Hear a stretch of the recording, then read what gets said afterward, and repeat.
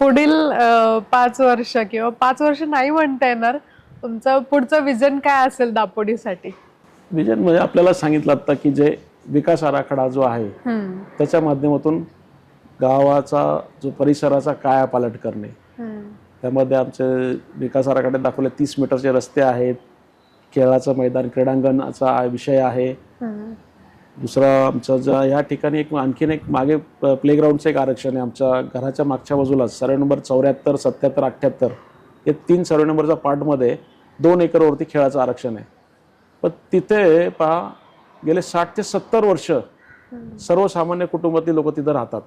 त्याचप्रमाणे आमच्या दापोडीत सगळ्यात मोठी दुसरी समस्या जी आहे ती पाण्याची समस्या आहे.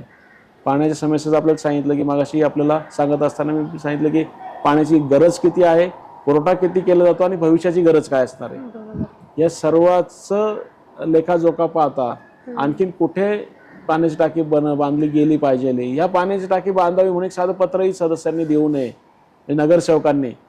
फार मोठी खेदाची बाब आहे. तर ते मला पाण्याची टाकी आपल्या परिसरामध्ये 24 तास पाणी पुरवठा कसा होईल यासाठी माझा प्रयत्न राहील. आणि शाळेचंही आपल्याला सांगितलं की शाळा जी आहे ती 10वी पर्यंत मला आमच्या महानगरपालिका शाळा करायची आहे आणि ती इंग्रजी माध्यमाची करायची आहे. दवाखान्याचाही जो विषय आहे, दवाखाना प्रसूतिगृहांची 3-3 आरक्षण आहे, ते आरक्षण आपल्याला एक विकसित करायचे. अद्ययावत असा दवाखाना या ठिकाणी करायचा आहे.